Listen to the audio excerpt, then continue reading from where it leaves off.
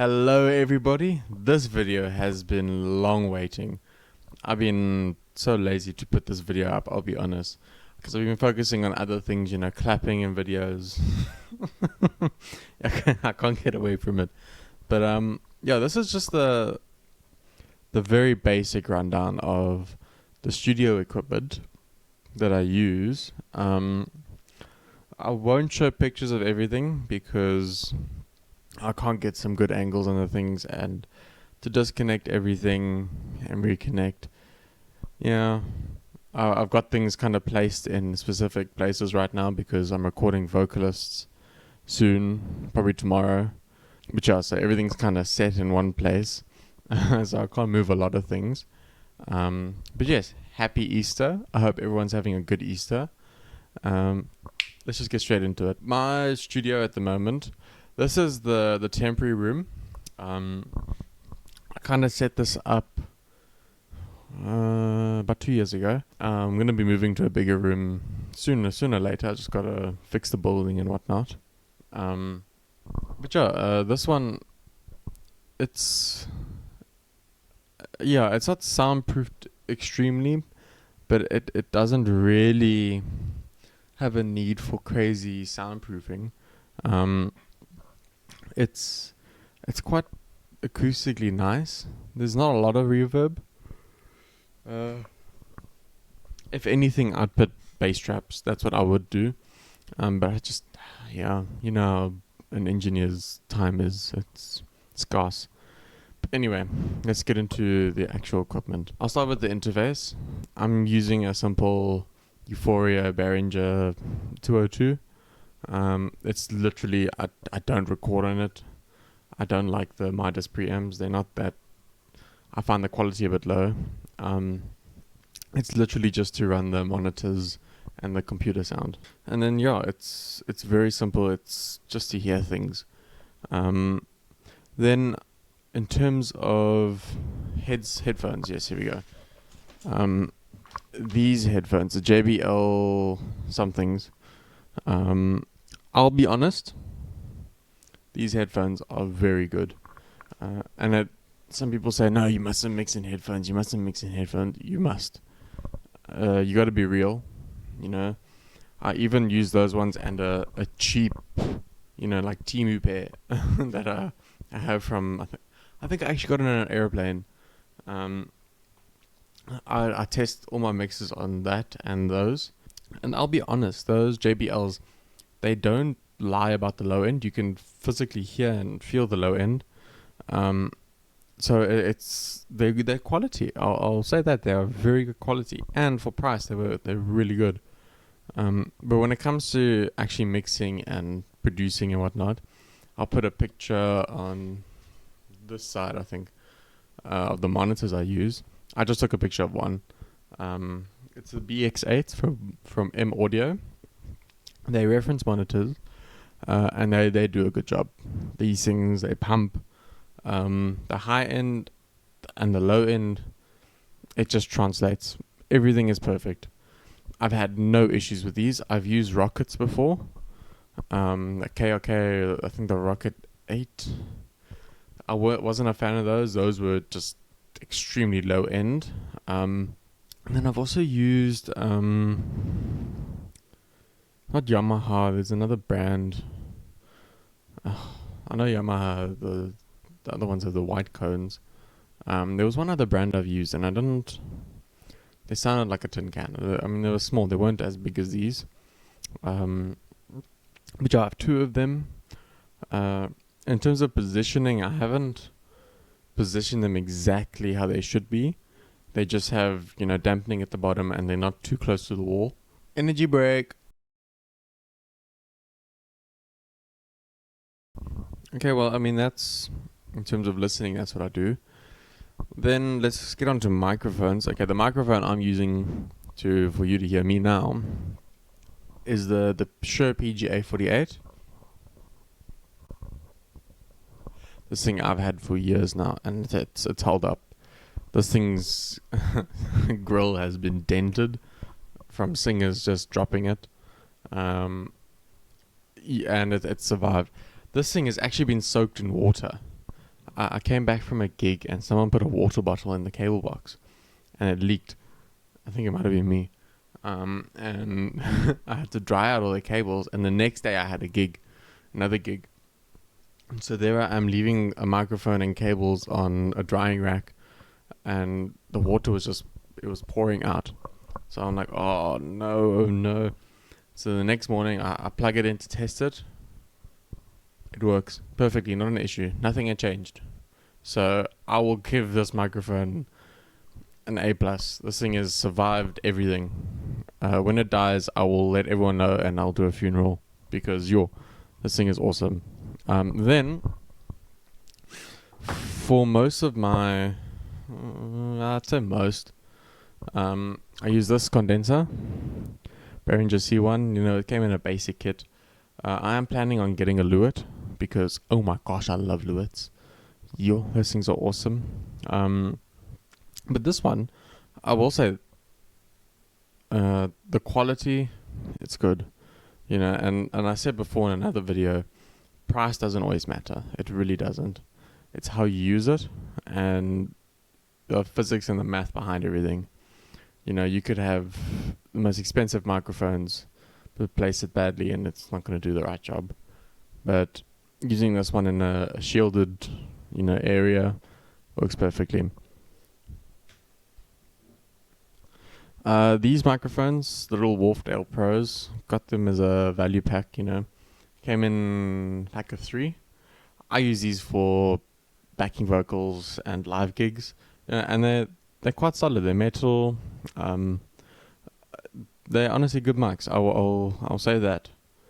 The only thing I don't really like is the switch. I'm not a fan of these switches because you can see they kind of get stuck sometimes. So, but other than that, good mic. It sounds nice. I do use it for recording guitar because it has that nice flat. So it just goes against the mesh, which is awesome. Okay, this next microphone. Yeah. You're probably thinking, what is that? This is a Shure Prologue. You can also see the thing would focus. I don't think it's going to focus. Okay. It's a cardioid, but it's quite a wide cardioid. Yeah, you can kind of see that. But it's a dynamic microphone. I got this from my neighbor who worked in the movies. And he gave me a whole bunch of connectors. Female XLR to female XLR. Yeah, I know. I don't know what I'm going to do with that yet. But this microphone, honestly, I think it's like the SM57's like first prototype. I'm not too sure. I know it's very old, and this is steel. This casing is just pure steel, so it's quite heavy. I mean, it's heavier than the condenser, and it's quite good, and it's old, and it survived this long. I mean, inside the actual, the fluff is starting to tear away. I think it's from the 70s or something, or the 80s. But I use this for all my guitars on that amp there. The tone that this thing provides is amazing. And then for live gigs, I use this wireless mic. It's just a hybrid, cardioid microphone. It's actually really good. I will say that. I was skeptical at first, but this thing has proven to be really good. I would use it for studio. The only thing I don't like with wireless mics is there's a little bit of a quality loss, especially when you're going into, more of a quality standard, especially with studio stuff. So I prefer to use proper cables and everything, because I have quite hectic cables that I use for recording. They're grounded and they're balanced and everything. So yeah, wireless, I don't think I'd use it for recording. I haven't seen many people that do. I might try it one day, just to see, maybe it is actually good. Okay, and then for drums, I use this pack, which actually isn't mine. This is Damien Bonduti's. He need drums for ATH Studios quite often. I'll post more about him in some other videos. But he lets me use this thing because he doesn't record that much, so I use it quite a lot. And these condensers, yeah, I actually use for vocals. They sound perfect. Yeah, those pencil condensers, they're really good for vocals, especially if you're recording like this, because then it just captures everything coming from her mouth or his mouth. It's perfect. Use those pencil condensers more often. These not supercardioid. I think this is actually omnidirectional. It doesn't. I'm trying to remember. I think it's actually just a figure 8. I know one side is less than the other, so it probably is supercardioid. But no, those type of condensers, they're nice, but if you're not capturing something in front of you, then is it really needed? I find those figure 8s or supercardioids good for drums. And then occasionally guitars. But vocals, I do prefer, pencils. Because you wanna capture what's in front of the mic. You don't really want to capture the room too much, because you can add that later, and effects and everything. I'm gonna put a video in the next scene of the cabinet that I use, which has all the equipment in and stuff I use for studio and live gigs. My rig that I use for both studio and live events. I've kind of combined the studio stuff as well because, I'm doing a lot of gigs and I'm doing a lot of studio stuff with the same mixer. So I'll show you now. Okay, well, at the top is a DMX controller, which, just the basic, uppy, cool lights, wada. Then this is just a wireless receiver. I'm probably going to get another one for you. Then this is the Allen & Heath CQ. These preamps in here, the processing this thing does is honestly studio quality. I use this thing for everything. And then at the bottom is just a basic amplifier. Then the mess at the back is all the cables. I have dedicated cables for this, and then outputs for this as well. And then one dedicated cable for the mic. And then most importantly, my green box.